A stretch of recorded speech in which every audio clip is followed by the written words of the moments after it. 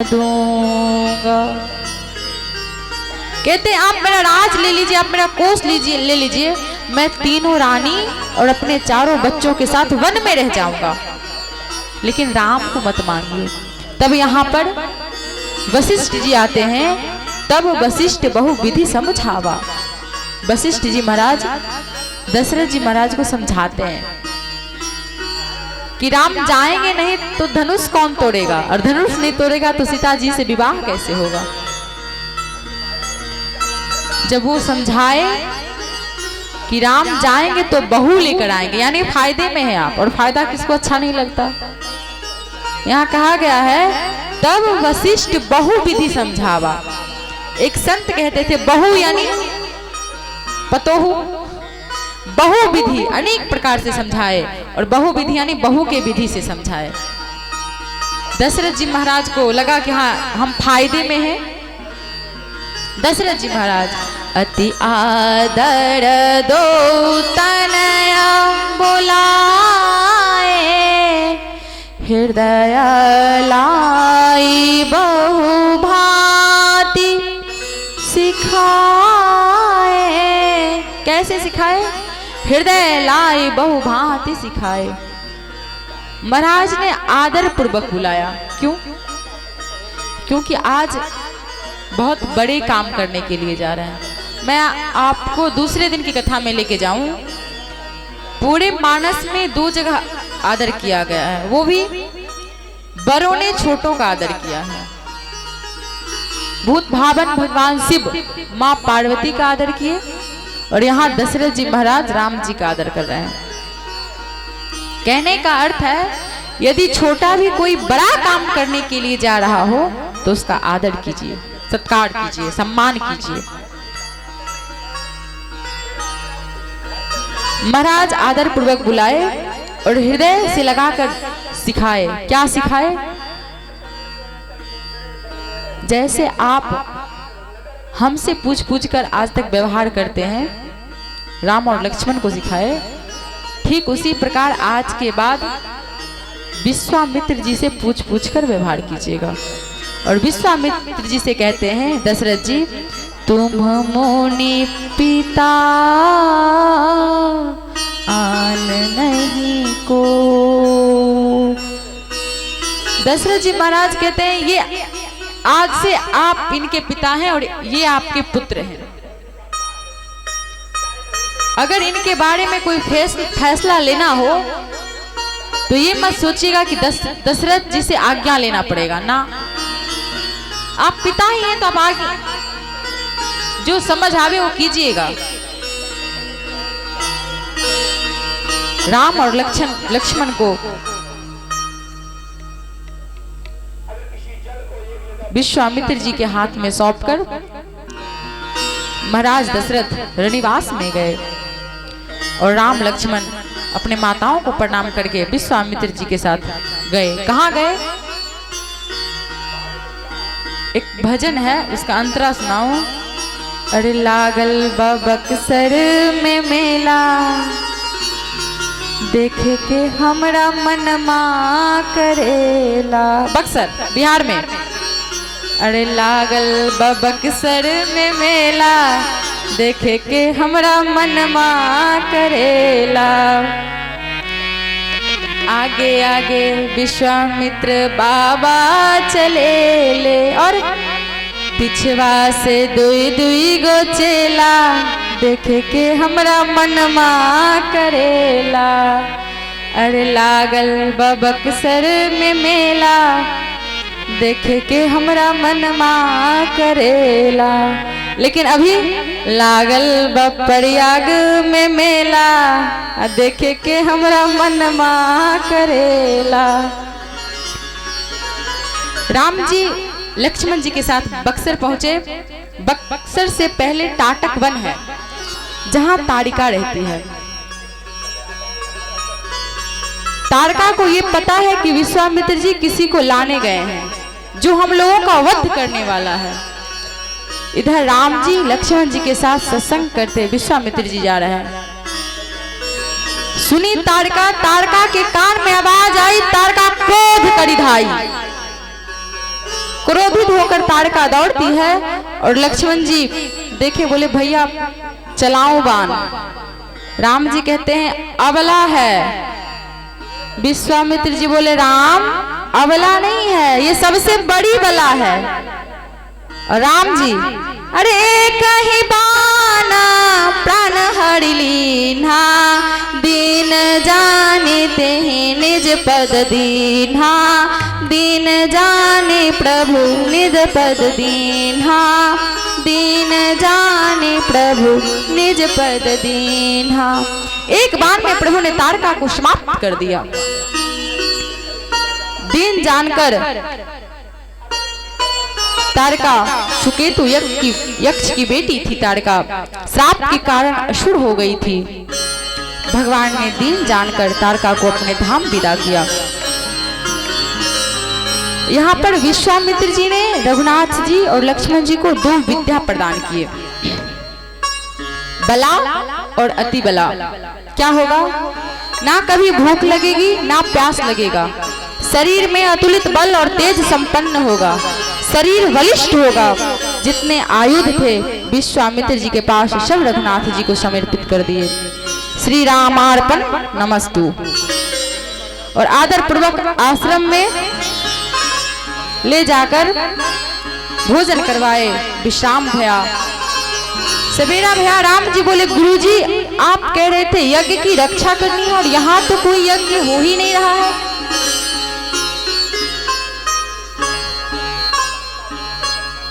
जब यज्ञ ही नहीं हो रहा है तो मैं रक्षा किसकी करूं? विश्वामित्र जी बोलते हैं यज्ञ किसके लिए करते हैं? राम के लिए। जब राम आ ही गए तो यज्ञ क्यों करना? राम जी बोले सरकार आपका काम हो गया, पर मैं जिसके लिए आया था यज्ञ की रक्षा करने के लिए वो तो बचा है। आप निर्भय होकर यज्ञ करिए। निर्भय यज्ञ करो तुम जाई, होम प्रारंभ भया, होम करन लागे मुनि छाड़ी, और आप रहे मख की रखवारी।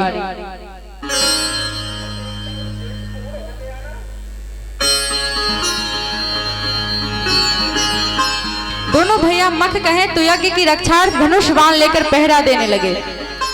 अग्नि कुंड से धुआं निकला। धुआं देखकर मारुत सिपाही असुर सेना लेकर यज्ञ विध्वंस करने के लिए दौड़ पड़े। राम जी ने मारीच को आते देखा। आगे आगे मारीच सोचे यदि आज ही मार दूंगा तो आगे सोने का हिरण कौन बनेगा।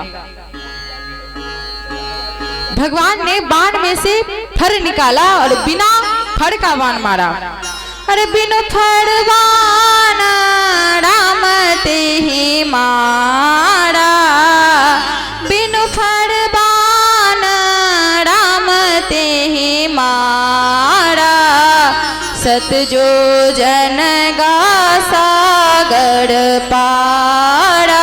पीछे से पावक सर सुबाहु पुनि मारा, अनुज निशाचर कटकु संहारा, मारी असुर ध्वज निरभयकारी,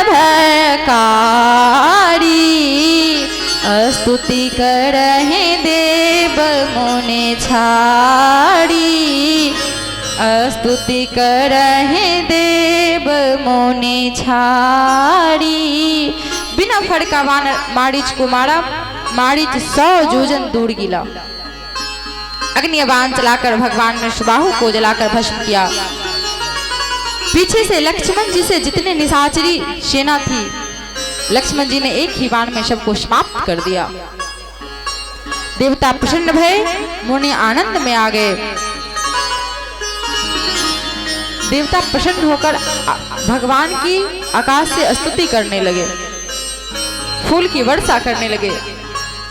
अब भगवान यज्ञ की रक्षा करके कुछ दिन विश्राम किए वहीं पर। एक दिन विश्वामित्र जी से राम जी ने कहा, राम जी एक यज्ञ की रक्षा तो आपने कर दी, एक दूसरा यज्ञ मिथिला में होने जा रहा है। आप आए तो मेरा यज्ञ पूर्ण हुआ। मुझे विश्वास है कि आप अगर वहां जाएंगे तो वो यज्ञ भी पूर्ण हो जाएगा।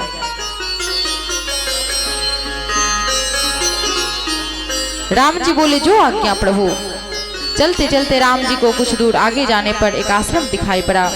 राम जी ने गुरुदेव भगवान को देखकर कहा, सरकार प्रतीत होता है किसी मुनि का आश्रम है ये, परंतु आज यहाँ ना कोई पशु है, ना कोई नर है, ना कोई नारायण है, ना कोई पक्षी है, सूखे हुए वृक्ष हैं, लताएं हैं, हरितमा है, ना पुष्प है, ना फल है। और भगवान प्रभु आश्रम के बीच ये शिला कैसी रखी हुई है? गुरुदेव विश्वामित्र जी ने कहा, राम इस मार्ग से हजारों लोग नित्य आते हैं, नित्य जाते हैं, युगों से ये शिला पड़ी है, लेकिन कोई इस शिला की ओर देखता भी नहीं है। आपकी दृष्टि कैसे चली गई? राम जी बोले, सरकार स्वभाव है हमारा, जिसको कोई नहीं देखता उसको हम देखते हैं। जिधर किसी की नजर नहीं जाती उधर मेरी नजर चली जाती है। विश्वामित्र जी ने पूरी कथा सुनाई। राम ये गौतम ऋषि की अर्धांगिनी अहिल्या है। श्राप के कारण गौतम ऋषि ने इनको श्राप दिया और श्राप के कारण ये शिला की हो गई। और आपको पता है, आपके चरण रज की कृपा से ही इनके श्राप का मोचन भी बताया गया है। स्तुति कृपा करहु रघुवीर। अच्छा एक बात बताइए, क्या राम जी जानते नहीं थे कि कौन है और ये जगह कहाँ है, किसका है, क्यों है, किस लिए है? सब पता था, सब जानते थे राम जी। लेकिन फिर भी विश्वामित्र जी बताए, इसका एक ही कारण है कि जिन पर संत की दृष्टि गई उन्हीं पर भगवंत की दृष्टि जाएगी। संत अगर इंगित कर दिए कि ये नादान है, इस पर प्रभु आप कृपा कीजिए, ये आपकी संतान है, भगवान तत्क्षण कृपा करते हैं।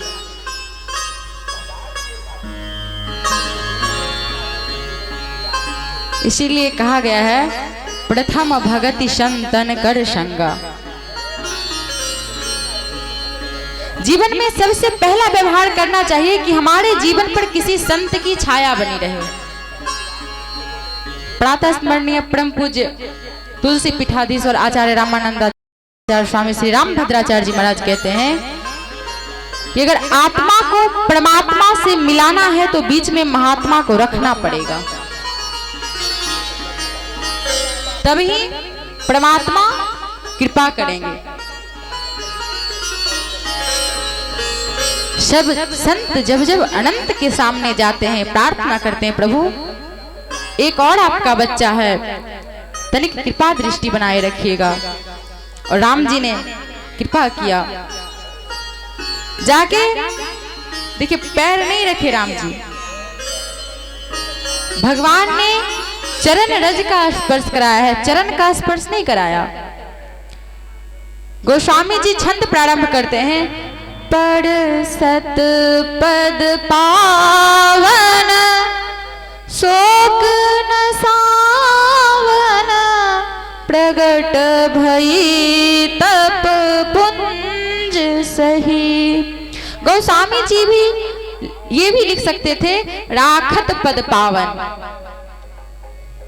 जब लिखना ही था छंद तो ध्यान रखिए, राखत पद पावन नहीं लिखे, पड़सत पद पावन।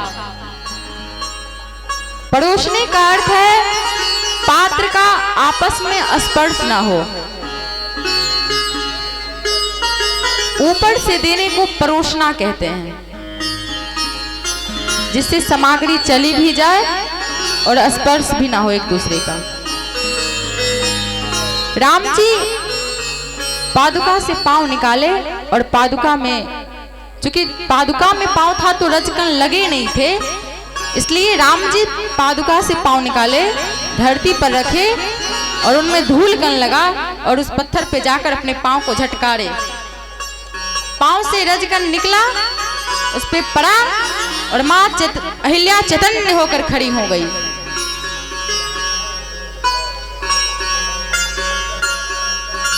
और मां राम जी से कहती हैं, क्या कहती हैं? बिनती प्रभु मोड़ी मैं मति भोड़ी, नाथ न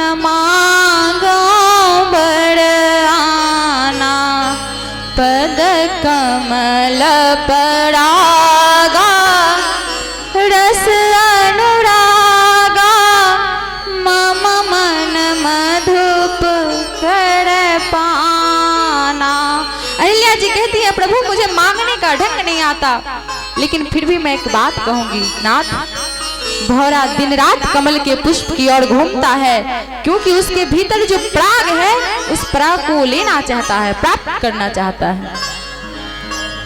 उसका पांव कमल का पुष्प है। नवकंज लोचन कांज मुख कर कांज पद कंजारुणम। आपका पांव कमल का पुष्प है नाथ, और इस पांव में जो प्रेम है वही इस पुष्प का पराग है। रघुनाथ जी, यदि आपके चरण कमल का पुष्प है तो इस पुष्प का पराग प्रेम है, तो आज अहिल्या के मन को आप भौरा बना दीजिए। प्रभु, मैं चाहती हूँ ये मेरा मन रूपी भौरा आपके चरणों में लगा रहे, और यही चरण जिनसे गंगा जी निकली, इसलिए इन चरण से गंगा जी निकली तो उस गंगा को शंकर जी ने अपने ललाट पे धारण कर लिया है। प्रभु, ये वही चरण है, प्रथम बार पूजन ब्रह्मा जी ने अपने हाथों से किया था। नाथ, 3 लोक 14 भुवन में आज अहिल्या से अधिक बड़भागी कौन होगा? आपने उसी चरण को मेरे ऊपर रख दिया है। मेरा मन कहीं ना भटके नाथ, इसके अलावा मुझे और कुछ नहीं चाहिए। जो वरदान माँ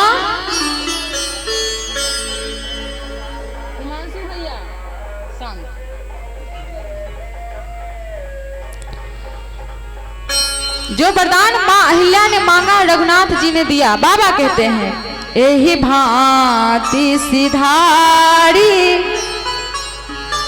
गौतम नारी, बार बार हरि चरण परी।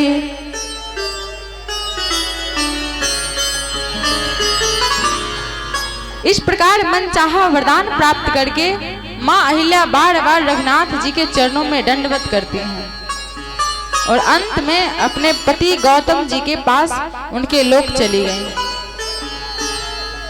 यहाँ पर गोस्वामी तुलसीदास जी अपना एक निर्णय सुनाते हैं। बाबा कहते हैं, अस प्रभु दीन बंधु हरि, कारण रहित दयाल, तुलसीदास सठते ही भजू, छाड़ी कपट जंजाल। अस प्रभु माने ऐसा प्रभु। कैसा प्रभु? कारण रहित दयाल। भगवान की विशेषता है कि भगवान बिना कारण के दया करते हैं। संसार में ऐसा कोई नहीं है जो बिना स्वार्थ को आपसे प्रेम करे, बिना स्वार्थ का। चौपाई गोस्वामी जी लिखे हैं, स्वार्थ लागी करहि सब प्रीति, सुर नर मुनि सब की यह रीति। सुर में देवता भी आ गए, लेकिन राम जी इन देवताओं से अलग हैं। गोस्वामी जी कहते हैं, रघुनाथ जी कारण रहित दयाल करते हैं। अपने आप को गोस्वामी जी कहते हैं, सठ मूर्ख तुलसी, जो भगवान बिना कारण के दया करते हैं, ऐसे भगवान को छोड़कर कहां फंसा हुआ है। तुलसीदास सठते ही भजो। हम तो कहते हैं माय बाप, इससे बढ़िया अवसर मिलने वाला नहीं है अभी। अरे हरि गुण गा के जीवन बना ले पगले, हरि गुण गा के जीवन बना ले पगले। क्यों? हरि के भजन ना कैला तो घर के न घाट के भैला, हरि के भजन ना कैला घर के न घाट के भैला। अरे नर्तन के पाके जीवन बना ले पगले, नर्तन के पाके जीवन बना ले पगले। नैया लगा के जीवन बना ले पगले। भगवान में मन लगेगा कैसे? कलयुग के लिए बस एक ही उपाय है, कलयुग केवल नाम आधारा, सुमिर सुमिर नर उतरहु पारा। चलिए लोगों, ऐसे ही भावपूर्वक बैठ करके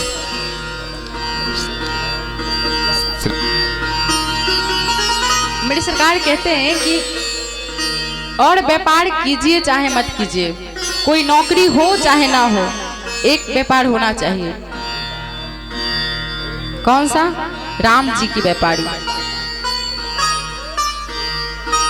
मन बन व्यापारी राम नाम के, अरे राम नाम के हो, राम नाम के हो, राम नाम के, मन बन व्यापारी राम नाम के।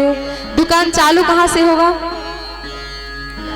सत्य सुआ संतोष के सुतारी, सत्य सुआ संतोष के सुतारी, अधर्म तरजुई दया के दुकानदारी। राम नाम के, राम नाम के, मन बन व्यापारी राम नाम के। जरूरी नहीं है सब हमारा साथ दे। साधक कहता है केहू तो सराहे केहू देत बाटे गाड़ी, भले मुंह पे कहते कि बहुत बढ़िया, लेकिन केहू तो सराहे केहू देत बाटे गाड़ी, और केहू कहे इता हवे नौका भिखारी। राम नाम के मन बन व्यापारी राम नाम के। जरूरी नहीं है कि माइक पे ही बोलना है तभी मेरा भजन होगा, 10 लोग सामने बैठे हैं तभी भजन होगा ना। गते गते कहो चाहे कहो चिचियाई के, राम जी को सुनाना है। आके शुरू हो गए, श्रोता हो या ना हो, रघुनाथ जी तो है ना। अरे गते गते कहो चाहे कहो चिचियाई के, खाली पेट कहो चाहे भर पेट खाई के। राम नाम के, राम नाम के, मन बन व्यापारी राम नाम के, मन बन व्यापारी राम नाम के। भगवान नाम की शरण स्मरण करने की, प्रभु के चरणों में अनुराग की प्राप्ति हो, इसलिए साधन में मत जाइए, साधना में जाइए।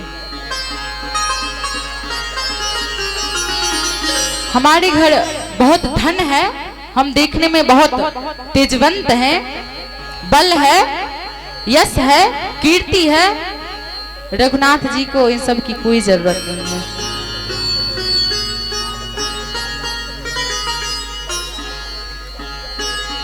अहिल्या जी को गति देकर भगवान विश्वामित्र जी के साथ आगे बढ़े। गंगा स्नान हुआ। गंगा स्नान से राम जी विश्वामित्र जी के साथ जनकपुरी महाराज जनक की नगरी मिथिला धाम में प्रवेश किए हैं। आज हम लोग पहली बार मिथिला धाम में प्रवेश करते हैं। जो जोर से श्रद्धा से बोलिए मिथिला धाम की जय। आप लोग मिथिला पहुंच गए?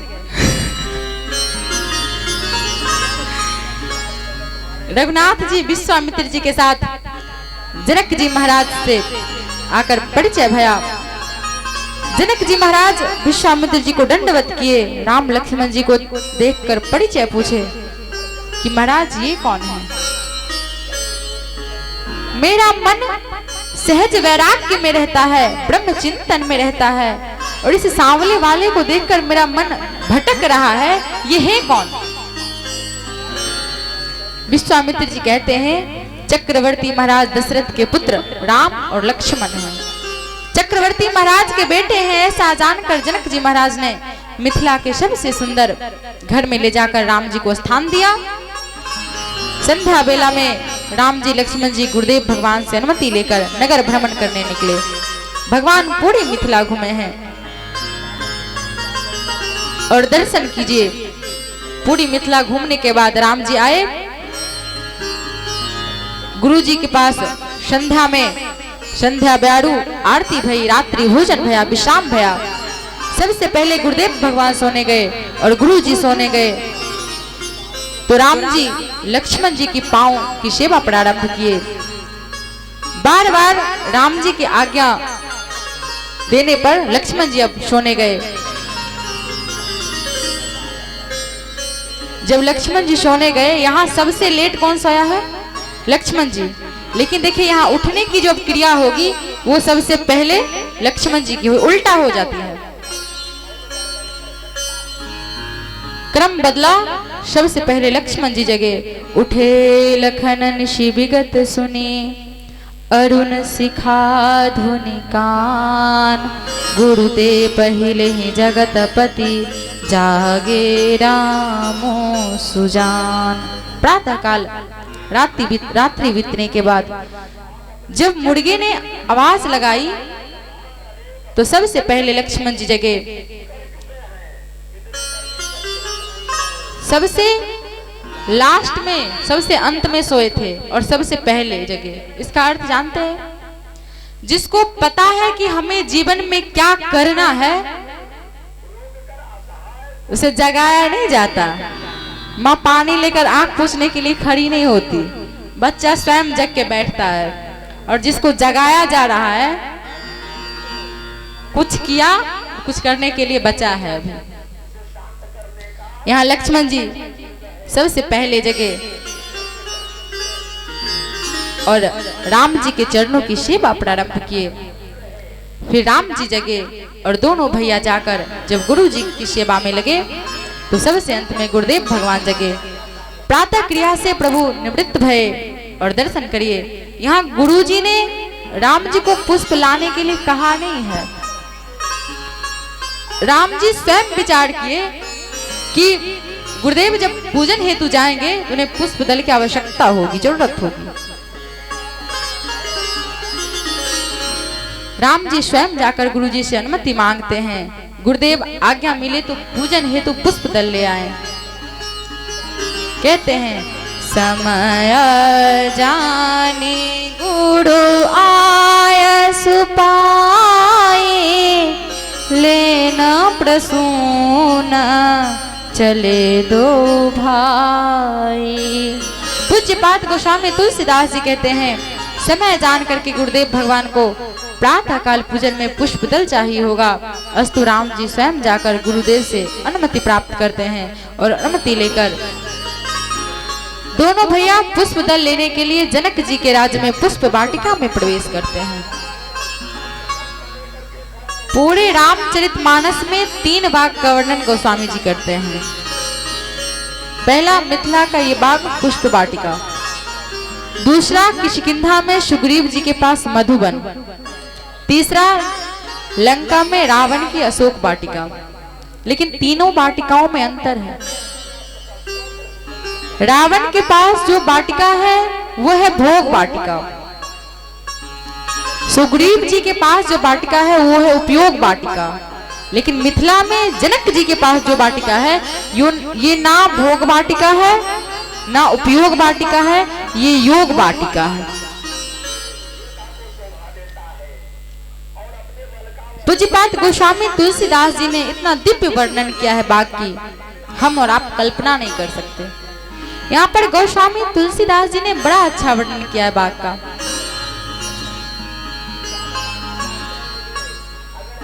आप अगर जाएंगे किसी के घर तो आंगन में तुलसी जी का बिड़वा देख के समझ जाएंगे कि भक्त का घर है। वरना आजकल तो कैक्टस का पेड़ मिलेगा, तुलसी जी की बिड़वा नहीं मिलेगी।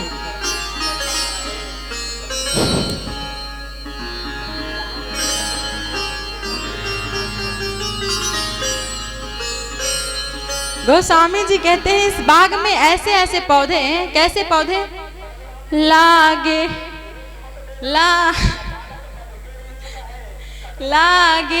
बीटप मनोहर नाना। एक नहीं है, गोस्वामी जी नाना कहते हैं, यानी बहुत। मनोहर का अर्थ होता है कि जिसे देखने के बाद हमारे मन का हरण हो जाए, वो मनोहर। जहां जाए मन तहां लुभाई, जहां दिखाई पड़े बाग में वही मन अटक जाता है, रुक जाता है, मन करता है इसे ही देखें। किसी भी पौधे पर ना वृक्ष है, ना वृक्ष पर ना पुराना पत्ता है, ना पुराना फल है, ना पुराना पुष्प है। ऐसा लगता है मानो बसंत ऋतु का आगमन हो गया है। आपको पता है राम जी जिस समय बाग में आए कौन सी ऋतु चल रही है? राम जी जिस समय बाग में आए हैं उस समय शरद ऋतु चल रही है। शरद ऋतु हल्की हल्की ठंडी प्रारंभ हो गई थी, लेकिन जब भगवान पहुंचे मिथिला तो भगवान के स्वागतार्थ उस बाग का ऐसा दिव्य स्वरूप निकला कि मानो शरद ऋतु में ही वसंत ऋतु का आगमन हो गया हो।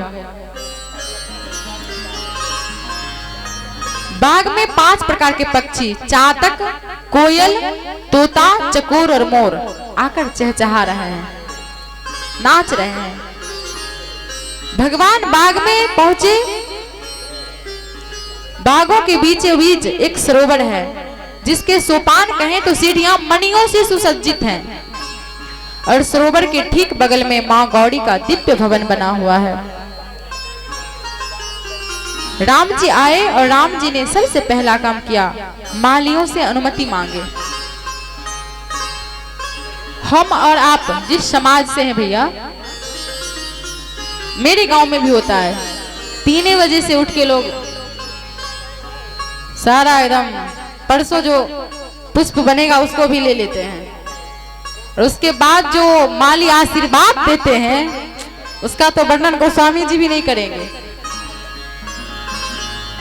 यहाँ राम जी कहना चाहते हैं कि किसी के पौधे से बिना आज्ञा पुष्प दल उतारना बिल्कुल नहीं चाहिए।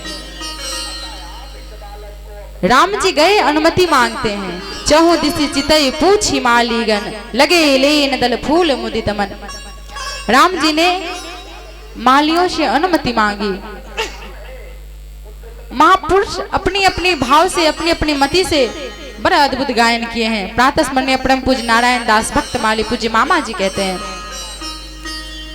मालियों ने राम जी के सामने लाठी लेके खड़े हो गए, कहे हम भीतर आपको जाने नहीं देंगे। क्यों? अरे कैसे तोड़ब रउआ फूल, कैसे तोड़ब रउआ फूल धनुष धारी जी, अरे कैसे तोड़ब रउआ फूल। क्यों? मिथिला के बाग के मालिन मिली जुली। मालिन पूछती है बाग में इतने लोग आ गए हैं, क्यों? अरे काहे मचल हुल चोल धनुष धार जी, अरे कैसे तोड़ब रउआ फूल। माली बोले हम आपको नहीं जाने देंगे। प्रभु बोले क्यों नहीं जाने देंगे, कोई कारण तो होगा। माली बोले आप भीतर गए कि समस्या खड़ा हो जाएगा। क्यों? हम जनक जी को क्या जवाब देंगे। यहाँ पर पूज्य साकेतवासी स्वामी श्री राजेश्वरानंद जी महाराज कहते हैं, मालियों ने कहा प्रभु आप यहीं खड़े रहिए, आपको जैसा जैसा पुष्प चाहिए आप लिस्ट दीजिए, हम आपको लेकर दे देंगे, लेकिन बगीचा में नहीं जाने देंगे। अरे बगिया बीच हम लोग आपको अरे जाना न दई हो, राम जी विनती सुनो, दल फूल तोड़ी हम लई हो, अरे राम जी विनती सुनो। जो चाहिए कहिए हम तोड़ तोड़ के आपको देंगे, लेकिन हम आपको भीतर नहीं जाने देंगे। लक्ष्मण जी बोले क्यों नहीं जाने देंगे, कोई कारण बताइए पहले। मालियों ने कहा आपके भैया आते समय किसी पत्थर पर पांव रखे थे। लक्ष्मण जी बोले हम सामने खड़े थे, हमारे सामने ये घटना हुई है। माली पूछे तो पांव रखे तो क्या हुआ? बोले पत्थर स्त्री बन के उड़ गई। बोले पांव तो वही है और इंसान भी वही है। अगर ये बगीचे में घुसे, गए बगीचे में, पांव पड़ा, पांव नहीं पड़ा था, रज कंझरा था, तभी वो स्त्री बन गई। जिस पेड़ को ये छू देंगे वो रहेगा, वो भी तो उड़ जाएगा। हम जनक जी को क्या जवाब देंगे? मालियों ने कहा, आप बताइए, पग पड़ सत उड़ गई सिलाई, हम लोगों को भय है, कर परत अगर बिटप उड़ी जई है, राम जी विनती सुनो। जिस प्रकार पांव के स्पर्श से पत्थर स्त्री बन के उड़ गई,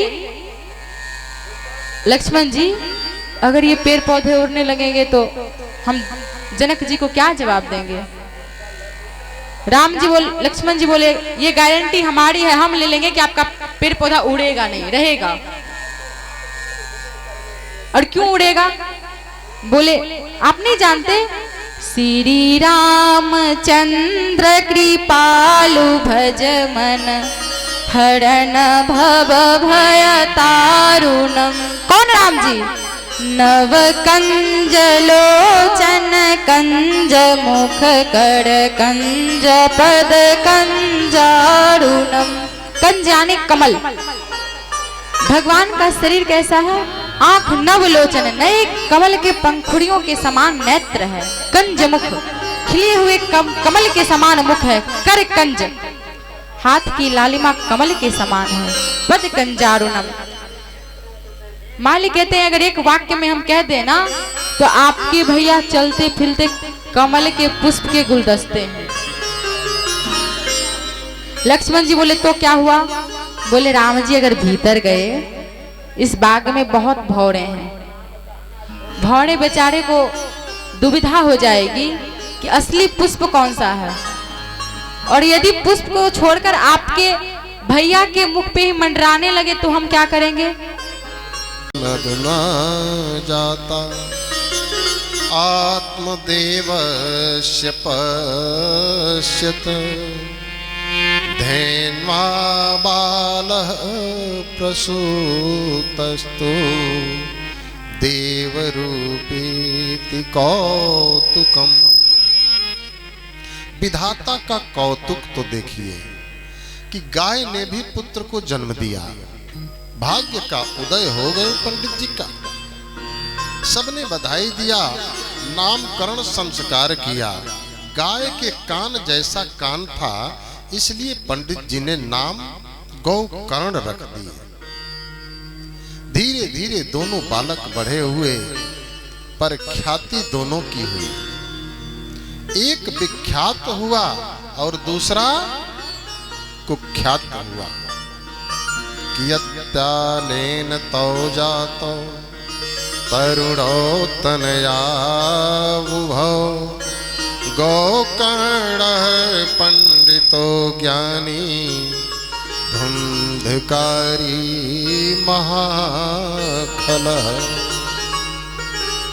बालक ज्यों बड़े हो गए, गौकर्ण तो महापंडित ज्ञानी हुए और धुंधकारी उतना ही दुष्ट दुराचारी क्रूर प्रकृति का होता चला गया। चोरी करने लगा, दुराचार में प्रवृत्त हो गया, जुआरी बन गया, व्याभिचार में लिप्त हो गया और घर की सारी संपत्ति नष्ट कर दिया। एक दिन तो अपने माता पिता को मार पीट करके घर के सारे बर्तन बेच दिया। आत्मदेव फूट फूट कर रोने लगे। बोले, ऐसे पुत्र से तो अच्छा रहता कि इसकी मां बांझ ही रहती। कुपुत्र तो बड़ा दुखदाई होता है। आत्मदेव को उन महात्मा की बात याद आने लगी। तब महाराज जी ने जो कहा था वह बिल्कुल सही है। क्व तिष्ठामि क्व गच्छामि, को मे दुखम जपो है, प्राणात्यज जामि दुखेन हा कष्टं मम संस्थितम्। हे भगवान, कहाँ जाऊं, कहाँ रहूं, इसे संकट में मेरा कौन सहारा होगा, कौन काटेगा। मरने की बात सोचने लगे। पहले भी मरने गए थे। क्यों? क्योंकि बेटा नहीं है। अब भी मरने की बात सोच रहे हैं। क्यों? बेटा ऐसा क्यों है? ज्यों मरने की बात किए कि गोकर्ण जी वहां आ गए। बोले, पिताजी, इस संसार में आपको सुखी कौन नजर आ रहा है? यह संसार अत्यंत दुख रूप है और मोह में डालने वाला दुखालय है। गीता में भी भगवान श्री कृष्ण कहते हैं कि संसारम दुखालयम, संसार दुखों का घर है। सुख का केवल भ्रम है। हमारी और आपकी बात ही छोड़िए, अरे बड़े बड़े राजा महाराजा चक्रवर्ती सम्राट तीनों लोकों के अधिपति से पूछिए तो वो भी दुखी है। यह संसार दुखों का घर है। न चंद्रस्य सुखम किंचित् न सुखम चक्रवर्तिनः सुखमस्ति विरक्तस्य मुनिरेकांत जीवनः। पिताजी, संसार में सभी दुखी हैं क्योंकि दुख रूप संसार है। सुखी केवल एक ही है। कौन? जो विरक्त है, एकांत जीवी है, भगवान में जिसका मन लगा है, संसार में वही महापुरुष सुखी है।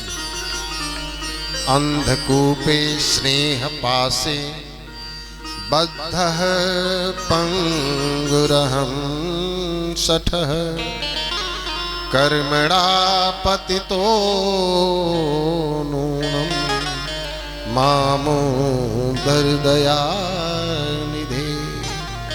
जीव स्नेह के पास में बधा हुआ अंधकूप में पड़ा। बुद्धिमान वह है जो इस कुएं से अपने को बचावे।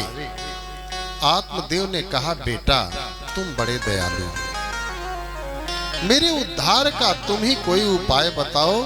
गोकर्ण जी ने आत्मदेव को आत्म कल्याण का बहुत सुंदर उपाय बताया है। देहे अस्थि मांस रुधिरे अभिमतिं त्यज्य त्वं जाया सुतादेश सदा मम त्वं मिथुन पश्यानिरं जगदिदं क्षणभङ्गुनिष्ठं वैराग्यरागरसिको भवभक्तिनिष्ठः धर्म भजस्व तततं त्यज्य लोकधर्मा सेवस्य साधु पुरुषा अज्जहि कामतृष्णा अन्यस्य दोष गुण चिन्तनमाशमुक्त्वा सेवा कथारसं मोहो निरतं निरतापेवत्तम्। गोकर्ण जी कहते हैं, पिताजी ध्यान से सुनिए। यह शरीर हड्डी मांस का पिंड है। इसे आप मैं मानना छोड़ दीजिए, क्योंकि जीव को बांधने के लिए संसार में दो ही रस्सियां हैं। वह रस्सी है अहमता और ममता की। देह में अहमता और देह के नातों में ममता, इन दो रस्सियों में जीव बंधा हुआ है। यह पांच भौतिक देह जो पंचायती धर्मशाला है,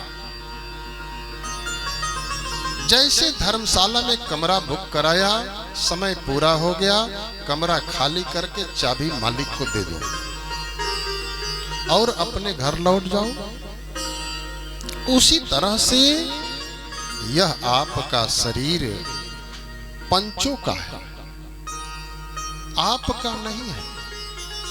किन पंचों का है? छित जल पावक गगन समीरा,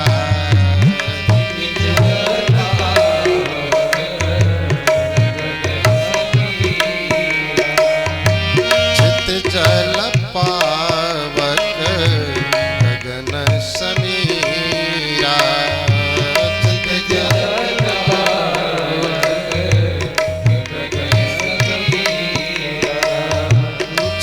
जल पावक गगन समीरा, जल पावक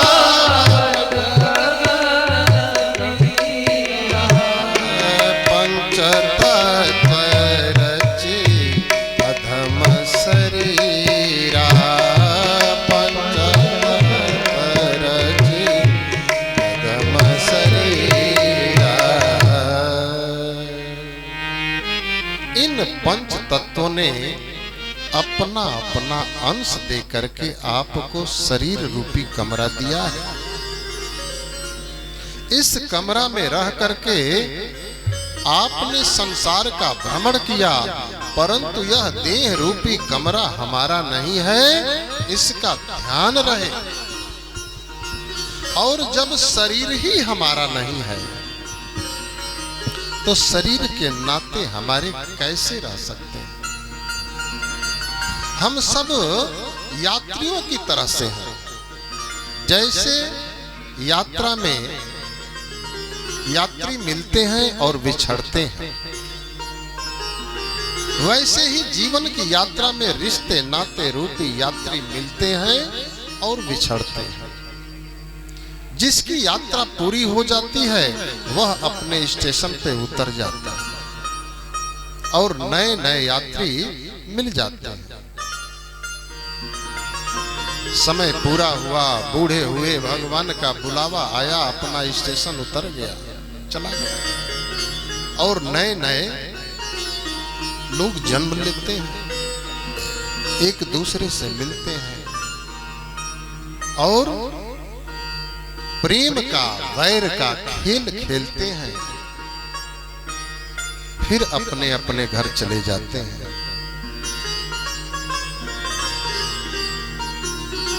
इस जीवन में किसी भी वस्तु या नातों को अस्थाई समझ करके उसमें आसक्त न होइए। बस एकमात्र वैराग्य रस के रसिक होकर दूसरे के गुण दोष का विचार छोड़कर भागवत सेवा और भगवान की कथाओं के रस का ही पान करें। श्री गौकर्ण जी कहते हैं कि भागवत रसिक साधु पुरुषों की सेवा करो और मन से कामनाओं के कांटे निकाल दो। इस प्रकार गौकर्ण जी की बात आत्मदेव की बुद्धि में उतर गई और उन्होंने घर छोड़ करके वन में तपस्या के लिए चल दिए। उस समय उनकी आयु 60 वर्ष की थी। उनकी बुद्धि बड़ी दृढ़ थी। रात दिन भगवान का सेवन पूजन किए और नियम पूर्वक भागवत के 10 स्कंद का पाठ करके भगवान के परम पद को प्राप्त कर गए। बोलिए वृंदावन बिहारी लाल की। है पूजन के लिए, लेकिन आज के पहले तेरी यह दशा तो कभी नहीं हुई। तूने आज नया क्या देख लिया बताओ। बोली कैसे बताऊं। सखी कहती है इतना सुंदर मुंह भगवान दिए हैं, मुंह से बताओ। कहती है ये आंख देखे हैं लेकिन इनके पास जीवा नहीं है कि वर्णन कर पाए, और जिनको बोलना है उनके पास नेत्र ही नहीं है, वो देखे ही नहीं। अब देखे केहू और बतावे केहू और, संभव तो है नहीं। बोलते मैं बस एक बात कहूंगी, अरे जिनकी चर्चा है कल से नगरिया में, जिनकी चर्चा है कल से नगरिया में, हो जिनकी चर्चा रे हाँ, जिनकी चर्चा, अरे हाँ जिनकी चर्चा है कल से नगरिया में, कोई आए सखी फुलवरिया में, कोई आया सखी फुलवरिया में, जिनकी चर्चा रे हाँ, जिनकी चर्चा, अरे हाँ जिनकी चर्चा है कल से नगरिया में, कोई आए सखी फुलवरिया में, कोई आए सखी फुलवरिया में।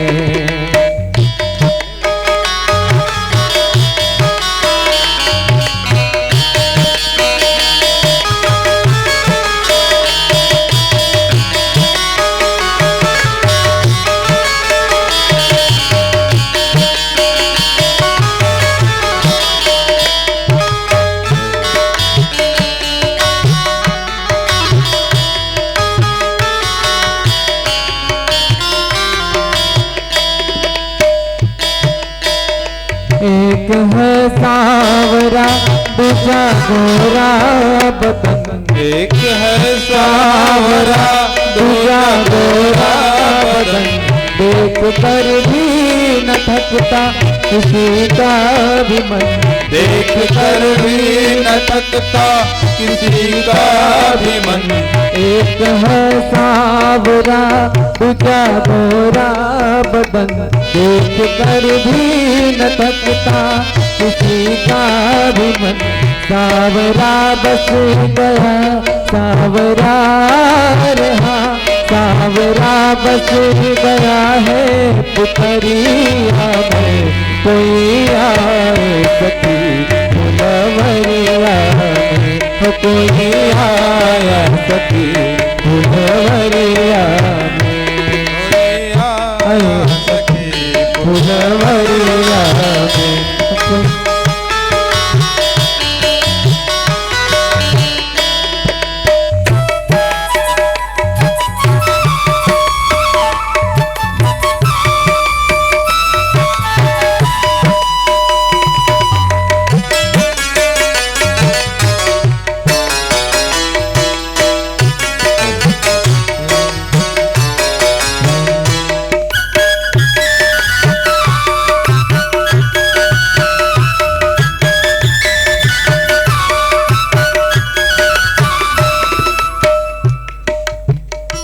साथ मुनिवर एक संग में पधारे हैं वो, साथ मुनिवर एक संग में पधारे हैं वो, कितने असुरों को रण में संहारे हैं वो, कितने असुरों के रण में संहारे हैं वो।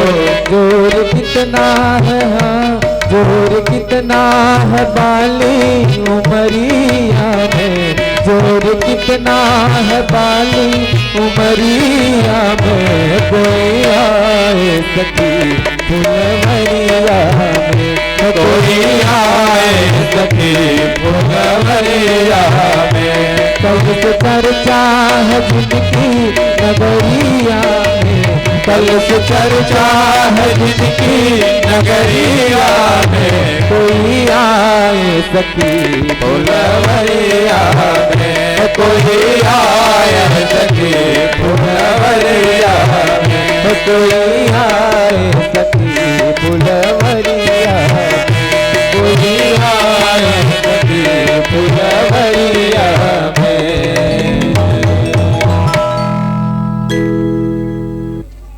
जिनकी चर्चा, अरे हाँ जिनकी चर्चा है कल से नगरिया में, वही आए सखी फुलवरिया में। सखी कहती है सीता जी से, सीता पूरे मिथिला में जहां चली जाओ, आज पूरे मिथिला में केवल और केवल उनके रूप की चर्चा हो रही है। बरनत छवि जहां तहां सब लोग। हम तो कहते हैं संसार में केवल वही एक है जिनको बार बार देखने का मन करता है, थकता नहीं है मन देखने से।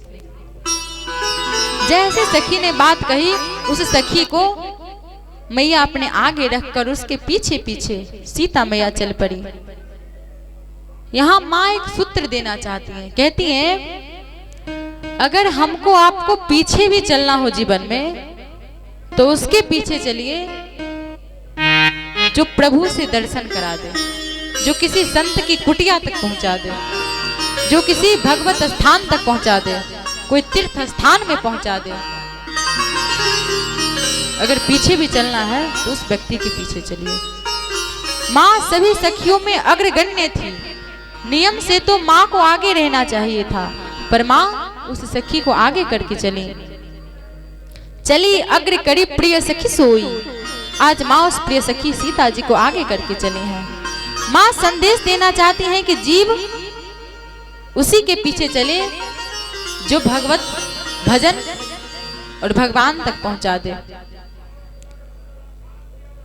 माँ चली तो माँ के शरीर के आभूषण, कंगन, करधरी, पांव का पायल, ये आभूषण बजने लगे और इन आभूषणों की ध्वनि मेरे प्रभु के कान तक पहुंची।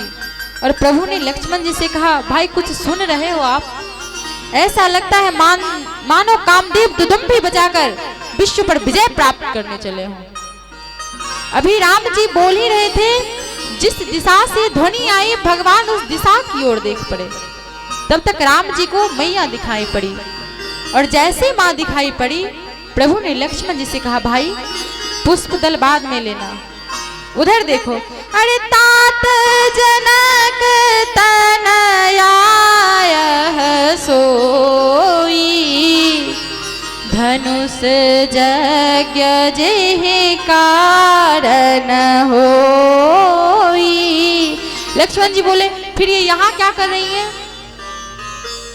राम जी बोले, पूजन गौड़ी सखी ले आई, करत प्रकाश फिरई फुलवाई, जासु बिलो की अलौकिक शोभा, सहज पुनीत मोर मन क्षोभा। प्रभु ने परिचय कराया, लक्ष्मण जी ये वही जनक जी की बेटी जानकी जी हैं, जिनके निमित्त धनुष यज्ञ की रचना की गई। सवेरे सवेरे बाग में पार्वती जी पूजन करने आई। पार्वती जी पूजन करने मेरी माँ सीता जी आई हैं। लक्ष्मण हम रघुवंशी हैं, जेहि सपने हो पर नारी न हेरी। रघुवंशी स्वप्न में भी पराई स्त्री को स्मरण तक नहीं करता, परंतु आज मेरा मन इनके अलौकिक सौंदर्य पर मोहित हो गया है। ब्रह्मा जी जाने क्या कारण है, सो सब कारण जान विधाता। लक्ष्मण जी मन ही मन बोले, भैया जान तो आप ही रहे हैं कि आपकी शक्ति है और मेरी माँ है। अभी दोनों भाई आपस में बात कर रहे थे, करत बत कही अनुज सन मन शिय रूप लोभान। तब तक वो सखी जो राम जी को देखकर गई थी, मैया को लेकर आई और एक लता की ओट में माँ को छिपा दी और वहीं से प्रभु का दर्शन कराने लगी। कहती है साधारण नहीं है। अरे जानते हैं ये कौन है? इनके कारण ही इस बाग में ये चमक है, ये दमक है, ये खुशबू है। ये चमक ये दमक फूल बन महक, ये चमक ये दमक फूल बन महक, सब कुछ सरकार तुम्हीं से है, सब कुछ सरकार तुम्हीं से है। इठला के पवन चूमे सैया के चरण, इठला के पवन चूमे सैया के चरण। बगियन में बहार तुम्हीं से है, बगियन में बहार तुम्हीं से है। सखी कहती है, कहे जोगन थाम तोड़ी भैया, कहे जोगन थाम तोड़ी भैया। तुम जानत हो सब कुछ सैया। सखियां कहती हैं कि आप नहीं जानते सीता जी कौन है आपकी, तुम जानत हो सब कुछ सैया। तोरी प्रीत मरूप ये ढाड़ लिया, मैं आपकी प्रीत में पागल हो चुकी हूँ। ये बनाव श्रृंगार तुम्हीं से है, ये बनाव श्रृंगार तुम्हीं से है। ई चमक ई दमक फूल बन महक, सब कुछ सरकार तुम्हीं से है। सखियां कहती है, मैं आपको छोड़ने वाली तो हूं नहीं। तू है मोरा सजन मैं हूं तोड़ी, तू है मोरा सजन मैं हूं तोड़ी। अब लाज बलम रखियो मोरी, अब लाज बलम रखियो मोरी। कहाँ जाऊं, इधर जाऊं तो सीता जी के पास रह जाऊंगी, मेरा तो मन उधर भी जाने, राम जी के साथ भी जाने का है। चाहे इत जाओ चाहे उत जाओ, चाहे इत जाओ चाहे उत जाओ। मेरे दिल को प्यार तुम्हीं से है, मेरे दिल को प्यार तुम्हीं से है। ई चमक ई दमक फूल बन महक, सब कुछ सरकार तुम्हीं से है। सखियां कहती हैं, आप सब जानते हैं ना मेरे मन में कौन सा दुख चल रहा है। इधर आपके साथ जाती हूँ तो मेरी सखी सीता जी छूट जाएंगी हमसे, और अगर सीता जी के साथ जाती हूँ तो आपका ये सांवरा सलोना स्वरूप हमसे छूट जाएगा। मैं क्या करूं? मेरे सुख दुख की रखते हो खबर, मेरे सुख दुख की रखते हो खबर। मेरे सर पे साया तुम्हारा है, मेरे कस्ती के खेवन हार तुम्हें, मेरे कस्ती के खेवन हार तुम्हें। हे प्रभु, मेरा बेड़ा पार तुम्हीं से है, हाँ मेरा बेड़ा पार तुम्हीं से है। ई चमक ई दमक फूल बन महक, सब कुछ सरकार तुम्हीं से है। मेरे दिल को प्यार तुम्हीं से है। ये सखियां की अपनी मनोदशा थी, मनोभाव थी। माँ आई और माँ लता की ओट में प्रभु के सांवरे सोलौने स्वरूप का दर्शन करने लगे। सीता जी को भगवान का पहली बार दर्शन हुआ, और जैसे प्रभु दिखाई पड़ते हैं गोस्वामी जी कहते हैं माँ को लगा मानो जन्म जन्म का खोया हुआ खजाना वापस प्राप्त हो गया। यहाँ पर माँ के सामने एक दुविधा आई। माँ भगवान को ठीक से देख नहीं पा रहे हैं। क्यों? सोचती है अगर एक टक देखूं तो सखियां क्या सोचेंगी कि सीता पराये पुरुष को ऐसे देखती है। माँ एक बार देख करके नेत्र को बंद कर ली। बगल में जो सखी खड़ी थी वो सोची कि सीता अभी गौरी जी का ध्यान कर रही है। कहती है गौरी जी कहीं जाएंगी थोड़ी, बाद में उनको ध्यान कर लेना, ये राम जी चले जाएंगे, इसलिए राम जी को नेत्र खोलकर दर्शन कर लो। माँ भगवान का रूप अपने नेत्र में लाई और माँ अपने नेत्र बंद कर ली। दिन में पलक कपाट सयाने, भगवान के स्वरूप को हृदय में पधराकर पलक रूपी कपाट को मैया ने बंद कर लिया और आंख बंद करके हृदय में विराजमान भगवान का मेरी माँ जानकी दर्शन करने लगी। सखियों को लग रहा है कि सीता जी पार्वती जी को ध्यान में देख रही हैं, इन्हें तो अभी राम जी को देखना चाहिए था।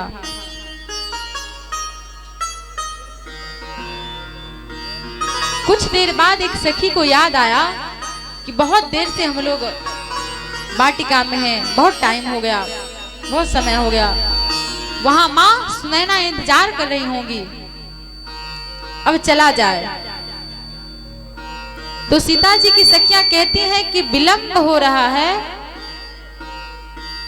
चलो सीता अब चला जाए, पुण्य आय अब कहीं यही बेड़िया काली, कल फिर इसी समय हम लोग आएंगे। सखियां इशारा करके मेरी माँ को लेकर जा रही हैं। भगवान के स्वरूप को प्रेम की स्याही से अपने हृदय में उतार करके माँ भी चली।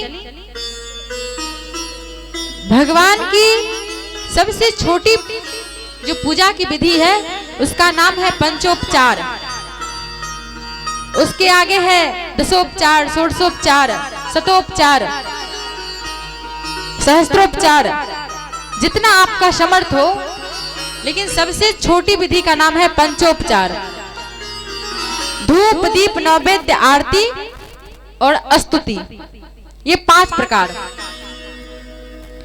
माँ जब पार्वती जी की पूजा कर रही थी, धूप दीप नैवेद्य आरती तक हो गई थी, अभी माँ स्तुति करती, तब तक वो सखी आई और आकर सीता जी को लेकर चली गई बगीचा देखने के लिए, राम जी का दर्शन करवाने के लिए।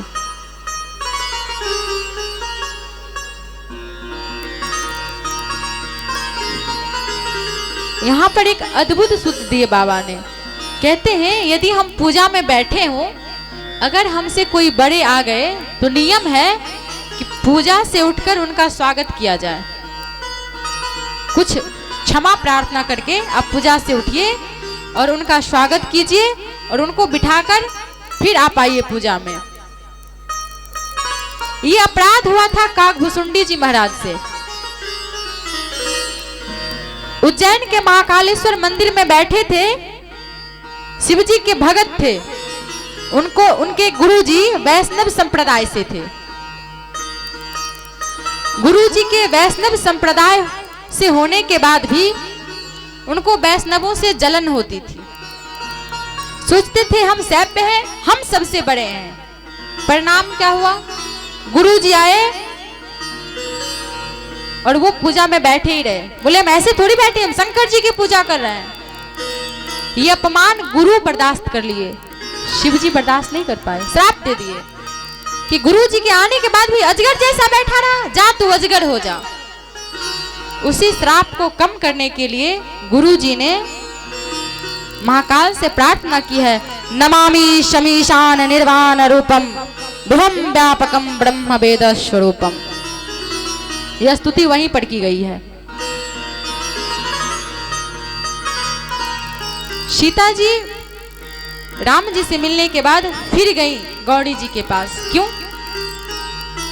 अभी स्तुति बाकी है माँ की, अभी वो पूरा नहीं हुई। अभी कुछ देर पहले माँ पार्वती जी से अपने लिए एक सुंदर वर मांग रही हैं। अब राम जी भेटा गए, क्यों ना इन्हीं को मांग लिया जाए। माँ दोबारा मंदिर में गई। सीता जी पार्वती जी से मोहर लगवाना चाहती हैं। किस पे? राम जी पे। मुझे यही दूल्हा के रूप में चाहिए। दूसरा कारण ये है कि मैया जानती हैं, मैं इनको कह चुकी हूँ कि आप मुझे सिर से पांव तक देखिए और मुझे मेरे अनुरूप सुंदर दुल्हा प्रदान कीजिए। मैं कह के देखती हूँ ये मेरे अनुरूप हैं या नहीं हैं। तो माँ यहाँ पे स्तुति करते हैं। जय जय गिरि बड़राज किशोरी, जय जय गिरि बड़राज किशोरी, जय महेश मुख चंद्र चकोरी, जय गज बदन खड़ानन माता, जगत जननी दामिनी दुति गाता, नहीं तब आदि मत अवसाना, अमित प्रभाव वेद नहीं जाना, भव भव विभव पराभवकारिणी, विश्व विमोहनी सबस विहारिणी, विश्व विमोहनी सबस विहारिणी, पति देवता सुतिय मोहु, मातु प्रथम तव रेख, महिमा अमित न सकहि कही, सहस शारदा शेष। सीता जी मंदिर जाकर मैया पार्वती जी की स्तुति प्रारंभ की। हे गिरिराज जी की पुत्री आपकी जय हो, हे शिव जी की प्रिया आपकी जय हो, हे कार्तिकेय और गणेश जी की अम्बा आपकी जय हो। माँ आपके ना प्रारंभ का पता है, ना अंत का पता है, ना मध्य का पता है। आपके अमित महिमा का प्रभाव को सरस्वती और शेष नारायण भी गाने में सक्षम नहीं है। माँ यदि पूरे ब्रह्मांड में पतिव्रत धर्म में निपुण स्त्रियों की गणना की जाए माँ, तो आपका स्थान सबसे प्रथम आता है। माँ आपकी सेवा करके जीव अपने जीवन के सारे पुण्य और पुरुषार्थ को प्राप्त कर सकता है। और हम जब हमारे पूर्वांचल में ये नियम है, कोई शुभ काम होता है तो उससे पहले जगदम्बा की माँ अम्बा की स्तुति की जाती है, विनती की जाती है।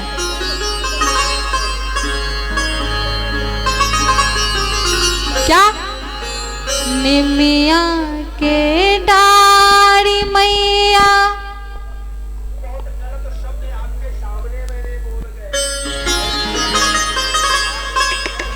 निमिया के डाढ़ी मैया लावेली झूलावती झूली झूली ना, मैया मोरी गावेली गीतिया झूमे झूमे ना, मैया मोरी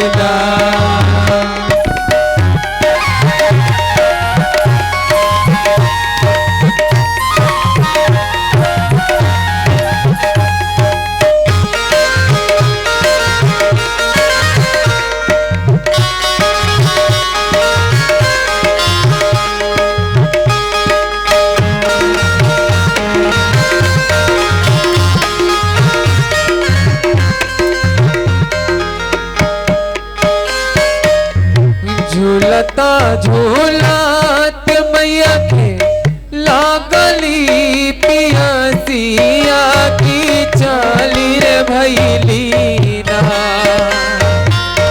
झूलता झूलत मैया के लागली पियसिया की चाली रे भैली ना। कि मैया मलहोरिया की चाली रे भैली ना। कि मैया मलहोरिया की चाली रे भैली ना।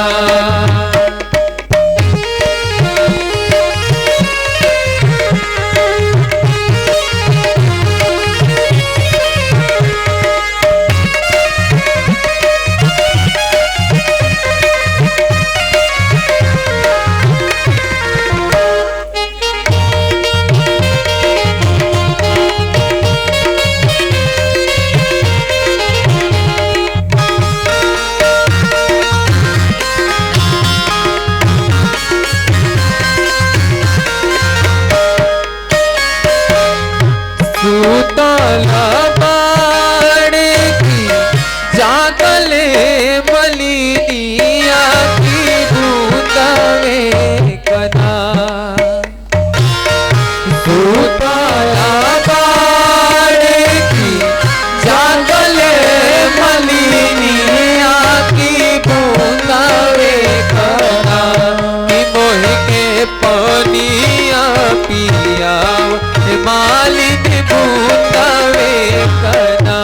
कि मोह के पानिया पिया मालिक बूंदावे कना।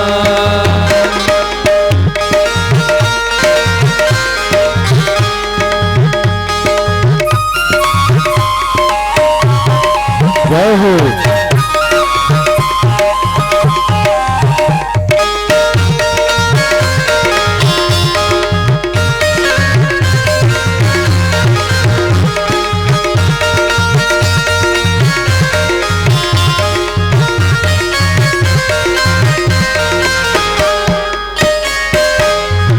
कैसे में पानिया पियाई मोर मैया की मोरा गोदना।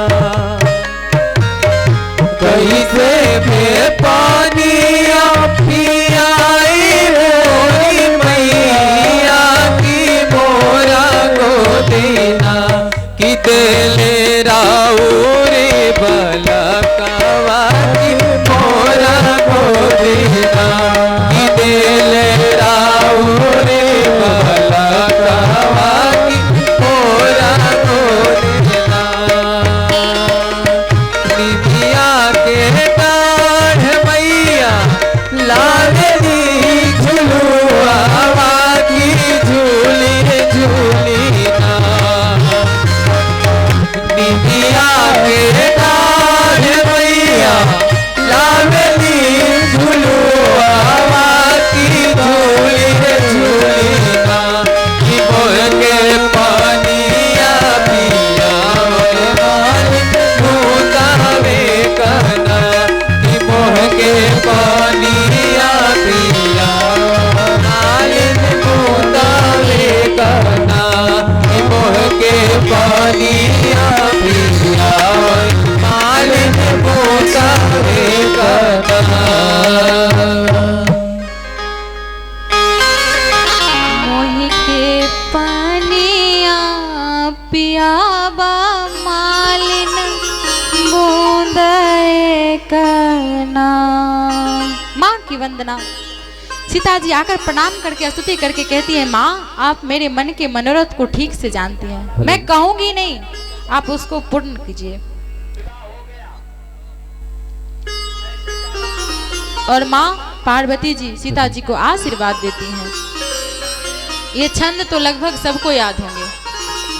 मनुजा हीरा चेऊ मिली सोबर सहज सुंदर सांबरो करुणा निधान सुजान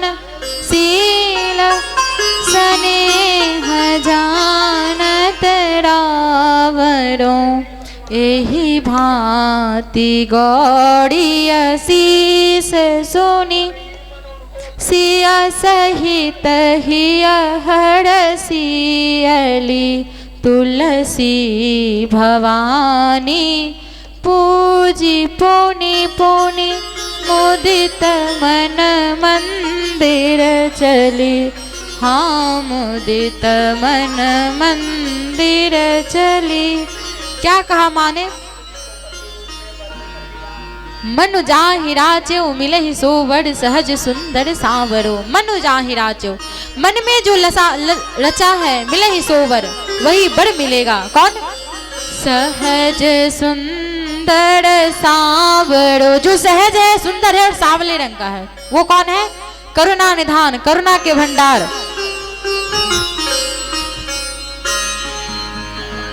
सुजान यानी सज्जन, सील यानी सिलवान, और सबसे अच्छी बात सीता जी स्नेह जानत राबड़ो। राबड़ो माने आपका। वो राम जी आपके प्रेम को ठीक से जानते हैं। माँ सुनी गदगद हो गई। बारंबार अपनी अष्ट सखियों को प्रणाम करके माँ प्रसन्न मन से अपनी सखियों के साथ सुनना मैया के पास जाती हैं। इधर राम जी पुष्प दल लेकर गुरुदेव भगवान के पास पहुंचे, विश्वामित्र जी के पास, और पूजनोपरांत दर्शन करिए।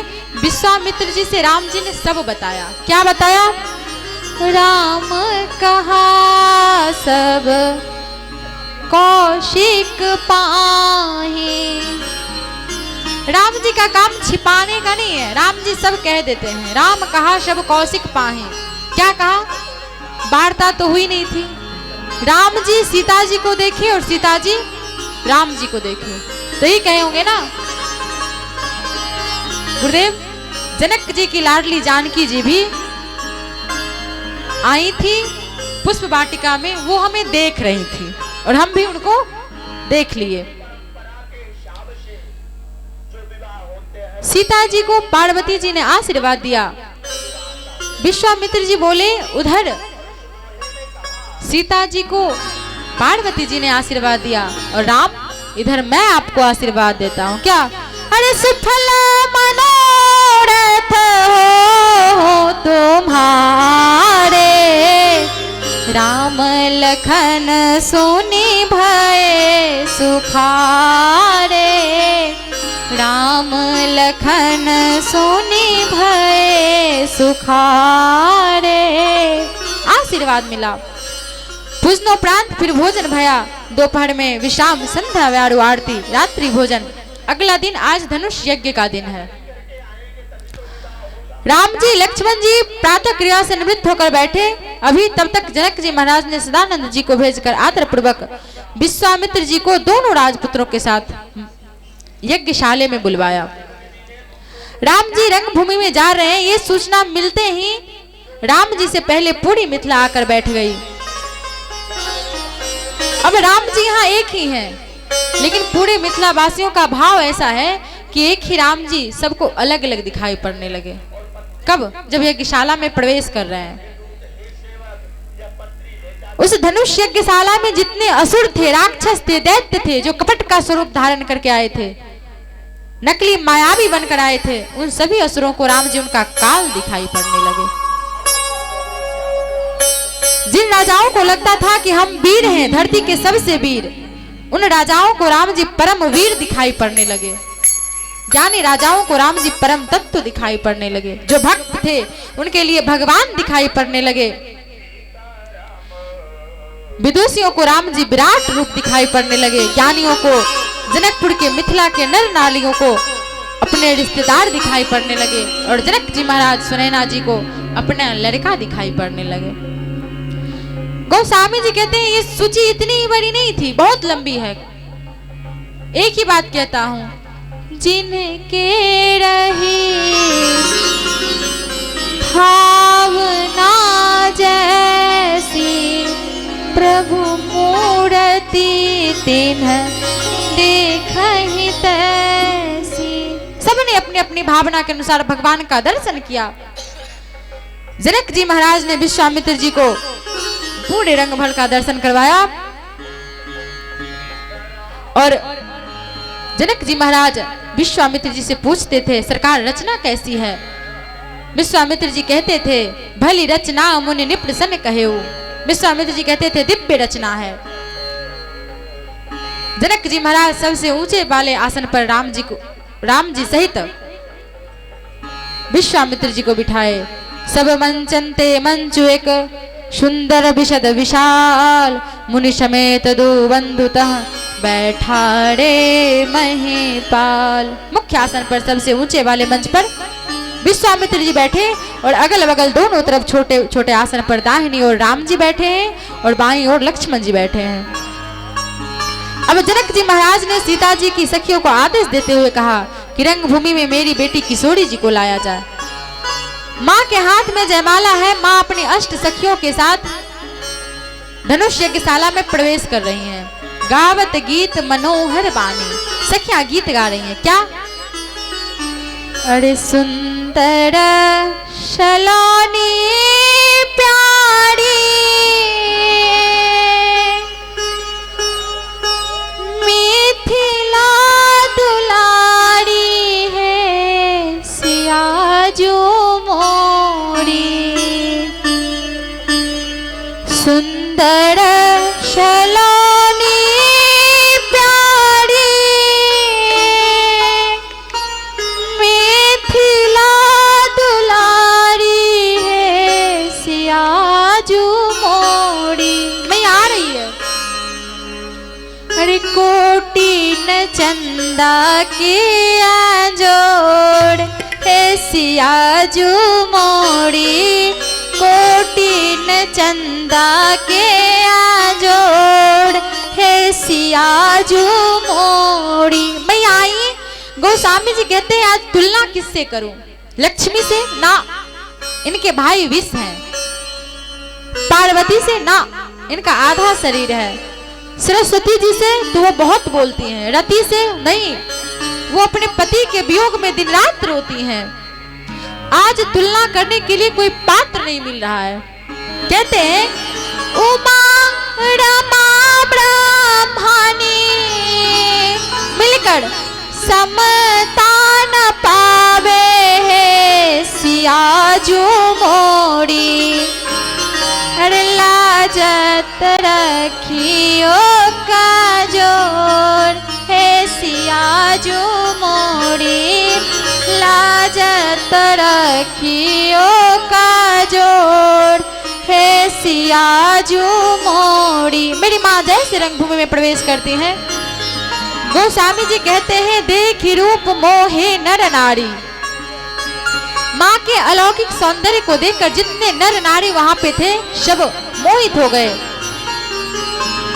माँ जाकर अपनी मैया सुनैना जी के समीप खड़ी हो गई। अब जनक जी महाराज समय का विचार करके बंदीजनों को कहा कि सभा के मध्य में खड़े होकर मेरा प्रण सुनाया जाए।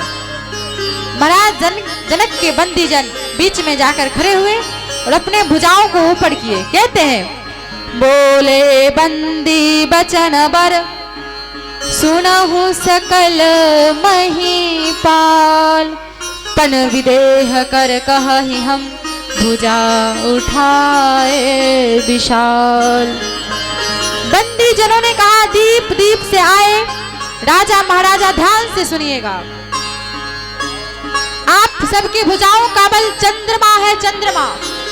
राजा प्रसन्न हो गए कि हमारे भुजाओं की तुलना चंद्रमा से। बोले, खुश मत होइए, यदि आपके भुजाओं का बल चंद्रमा है तो ये धनुष राहु है, राहु ग्रसित कर लेगा। आज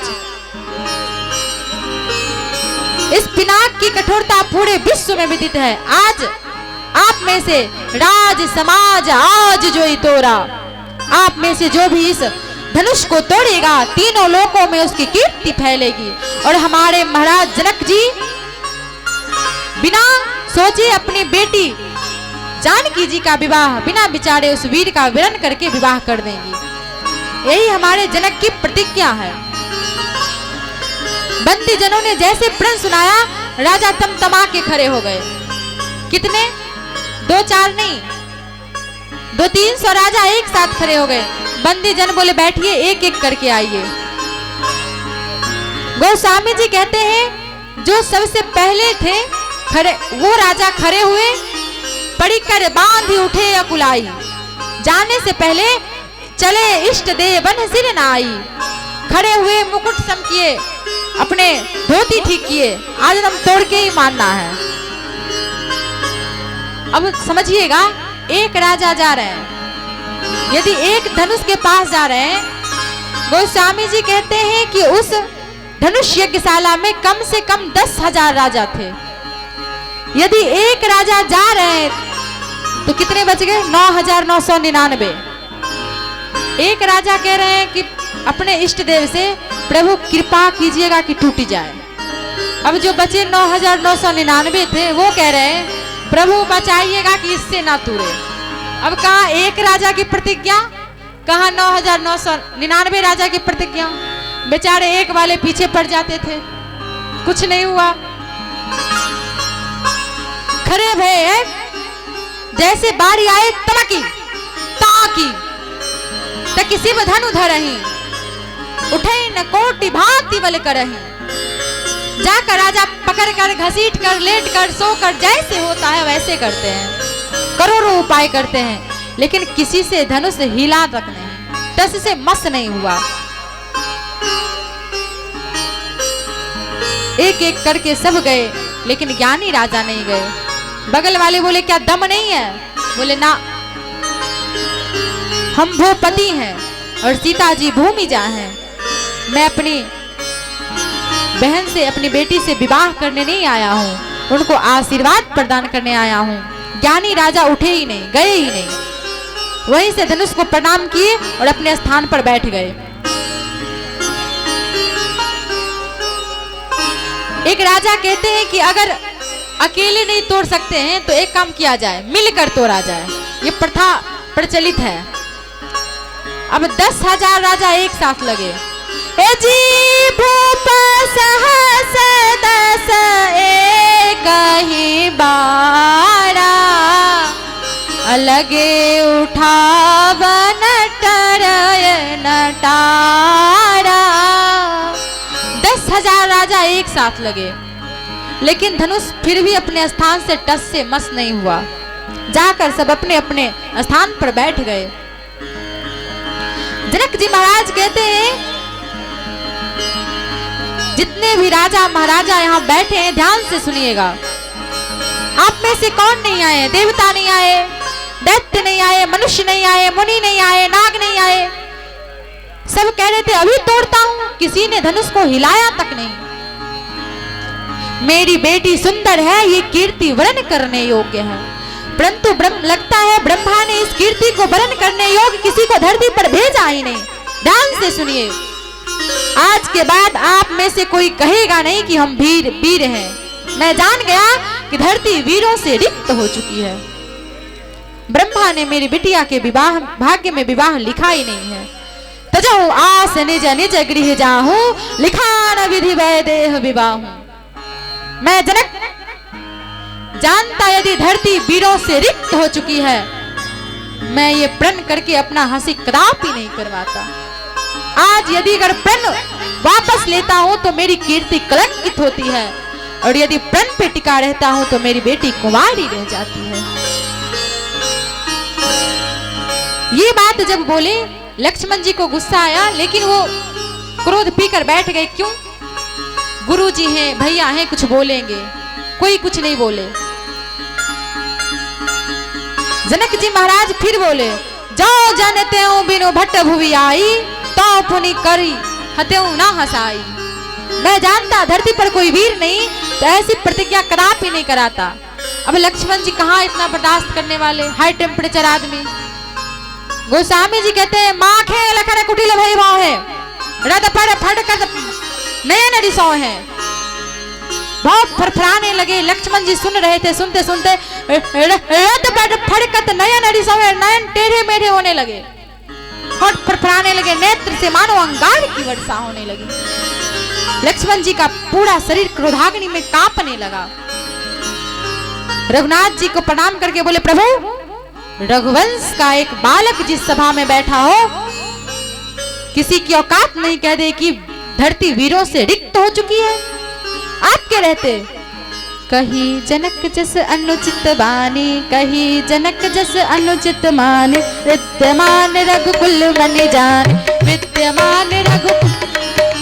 सुनहु भानुकुल पंकज भानु, सुनहु भानुकुल पंकज भानु, कहा सुभावन कछु अभिमान, तो तुम्हारी अनुशासन पावा। कहिए आप। कंदुक इब ब्रह्मांड उठावा, काचे घट जिम डारो फोड़ी, सकौ मेरु मूलक जिमि तोड़ी, तब प्रताप महिमा भगवाना, को बापुरो पिनाक पुराना, नाथ जाने अस आयस हो, मैं कौतुक विलोकिय सो। मैं कमल नाल जिमि चाप चढ़ावो, जो जन सत प्रमाण ले धावो, जो जन सत प्रमाण ले धावो, जो जन सत प्रमाण ले धावो। तोरा छत्र कदंड जिमि, तब प्रताप बलनाथ, जौन करो प्रभु पद शपथ, कर्ण धरो धनु भात। लक्ष्मण जी गर्जे कहे, प्रभु आपके रहते जनक जी ने कहा कि धरती पर कोई वीर नहीं बचा। बच्चे जिस प्रकार गेंद उठाते, मैं आप पूरा का पूरा ब्रह्मांड उठा लूंगा। बच्चे जिस प्रकार कच्चे घरे को फोड़ते हैं, मैं फोड़कर चूर्ण चूर्ण कर दूंगा। लक्ष्मण जी जितना बोल सकते थे बोले। लक्ष्मण जी की गर्जना पूरे मिथिला में गर्जने लगी। लखन सकोप वचन जे बोले, डगमगानी मही दिग्गज डोले, डगमगानी मही दिग्गज डोले। लक्ष्मण जी गर्जे, पूरा ब्रह्मांड कांपने लगा, राजाओं के आसन डोलने लगे। धरती फोड़ दूंगा, खंड कर दूंगा, चुंड चुंड कर दूंगा, एकदम तोड़ फोड़ के रख दूंगा। गुरुदेव सुने तो बोले, वाह चेला क्या बोले। लेकिन एक बात कहूं, लक्ष्मण जी सावधान हैं। कहते हैं सब करूंगा, लेकिन कब करूंगा? जब राम जी आपकी कृपा होगी, राघव जी जब आपकी कृपा होगी। मैं अपने भरोसे कुछ नहीं करूंगा। विश्वामित्र जी राम जी से कहते हैं, लक्ष्मण को बुलाओ, कहीं तोड़ ना दे। राम जी लक्ष्मण जी को कहते हैं, कम हियर भाई साहब है। सयना ही रघुपति लखन ने बाड़े, प्रेम समेत निकट बैठाड़े। प्रभु लक्ष्मण जी को बुलाए और बुलाकर अपने पास बिठा लिए। बोले, हम और आप तोड़ने नहीं आए, हम और आप देखने आए, बस देखिए।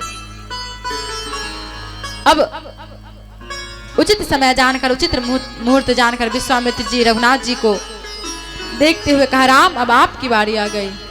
उठा हो राम भंजहु भव चापा, मेटहु तात जनक परितापा। गुरुदेव भगवान ने कहा, राम जी उठिए, धनुष को खंड खंड करिए। प्रभु सहज खड़े भये, राम जी उठे, गुरुदेव को प्रणाम करके राम जी धनुष की ओर चल पड़े। गोस्वामी जी कहते हैं, जैसे राम जी धनुष की ओर चल पड़े, मिथिला के जितने नर नारी थे अपने पितरों को मनाने लगे। हे प्रभु, मेरे जीवन का सब पुण्य ले लीजिए, बदले में क्या कीजिए, इनसे धनुष तुड़वा दीजिए। माँ सीता अपने इष्ट से, गुरुदेव से, धनुष से, गणेश से, सबसे प्रार्थना करते हैं। और यहाँ राम जी धनुष के पास पहुंचे ही, गुरु ही प्रणाम मने ही मने किन्हा। वहीं से अपने गुरुदेव, कौन गुरुदेव? अभी विश्वामित्र जी को प्रणाम करके आए हैं। अयोध्या में बैठे गुरु वशिष्ठ जी को प्रणाम किए और प्रणाम करके धनुष के पास पहुंचे।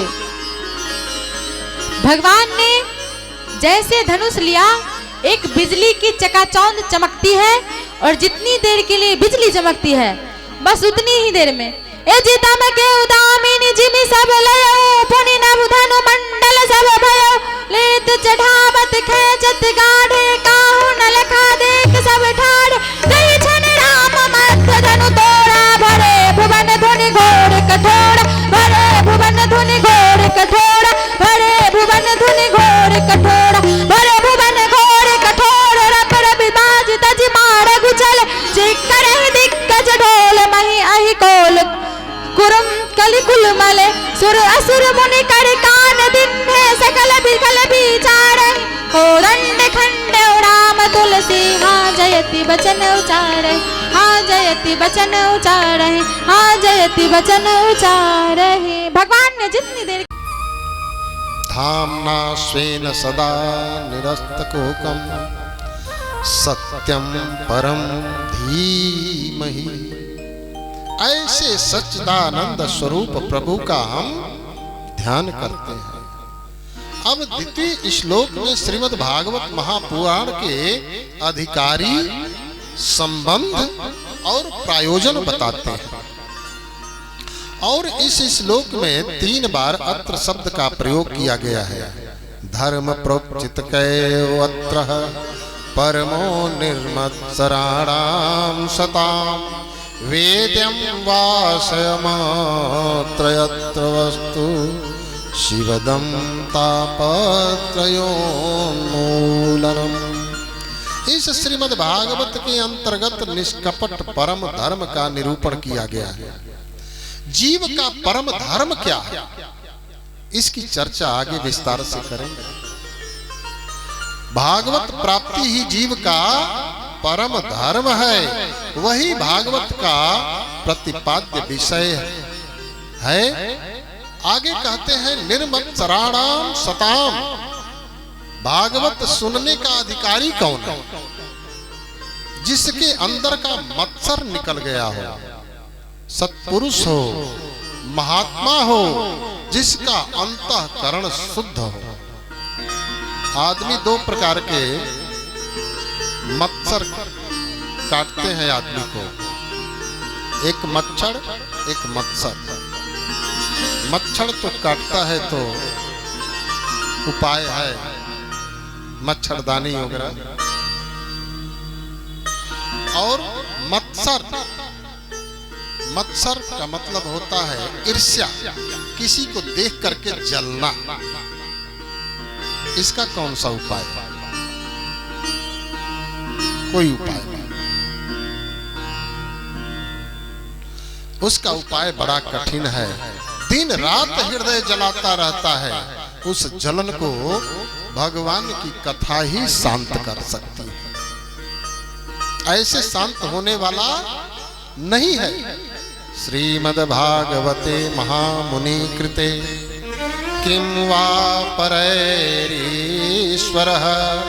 साध्यो हृदयारुध्यते अत्र पृथिवी शुश्रूषुभिस्तक्षणा।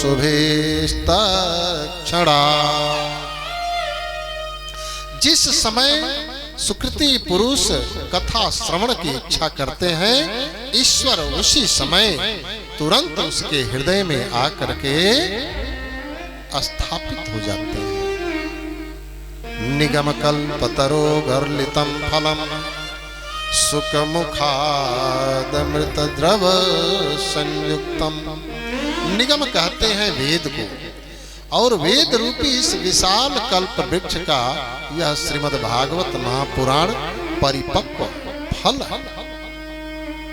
गर्लितम, फल पकने के बाद टपक जाता है, पर यह फल टपका नहीं है। यह पका पका शाखा प्रति शाखा आया है। कैसे? भगवान नारायण ने जब 10,000 वर्ष ब्रह्मा जी ने तपस्या किया, तो चतुर्थ श्लोकी भागवत भगवान ने ब्रह्मा जी को दिया, और उस चतुर्थ श्लोकी भागवत से ब्रह्मा जी ने पूरे संसार की रचना कर दी। वही चतुर्थ श्लोकी भागवत ब्रह्मा जी से नारद जी को मिला। नारद जी से श्री वेद व्यास जी को प्राप्त हुआ। श्री वेद व्यास जी महाराज ने उसी श्रीमद् भागवत महापुराण का 18,000 श्लोक में परिवर्तित कर दिए, और श्री वेद व्यास जी से श्री सुखदेव जी महाराज को प्राप्त हुआ और श्री सुखदेव जी से फिर अनेकों ऋषि महात्माओं को प्राप्त हुआ और ऋषि महात्माओं से फिर यह श्रीमद् भागवत महापुराण संसार में सबको सुलभ हो गए। बोलिए श्री सुखदेव भगवान की, वृंदावन बिहारी लाल की। अब श्रीमद् भागवत की कथा को, श्रीमद् भागवत महापुराण को फल कहते हैं। फल है महाराज, फल में यदि कोई तोता चोंच मार दे तो उसके पके होने की गारंटी हो जाती है कि क्योंकि तोता फल का बड़ा पारखी होता है। और ये फल कैसा है जिसमें सुख रूपी तोते ने अपना मुंह डुबाया है। सुख मुखादमृत द्रव संयुक्तम, सुखदेव जी रूपी परम हंस ने जो जन्म लेते ही चले गए तपस्या करने के लिए और भगवान के